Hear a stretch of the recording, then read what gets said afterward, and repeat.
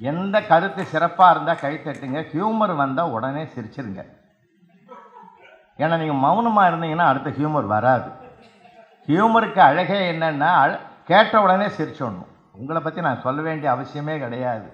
தொல்காப்பியரே உலகத்துக்கு 5000 ஆண்டுகளுக்கு முன்னாடி அதுக்கு இலக்கணம் எழுதும்போது சொன்னார். எதை வச்சாருங்க? எண்பான் சுவையில் முதல் சுவையே நகையே அழுகை, அடுத்தது அழுகையை வச்சார். நகையே அழுகை, இழிவரல் மருட்கை, அச்சம் பெருமிதம், வெகுளி உவகை என்று அப்பாலிட்டே மெய்ப்பாடு என்ப. 9வது சுவைதான் சமநிலை. அந்த சமநிலை என்பதைத்தான் இந்த பிரபஞ்சத்துக்கே நிரூபித்து காட்டியவர், செயல்படுத்தி காட்டியவர் எல்லாம் அல்ல ஸ்ரீ ராமபிரான் தான் சமநிலையிலே இருந்து சாதித்தார்.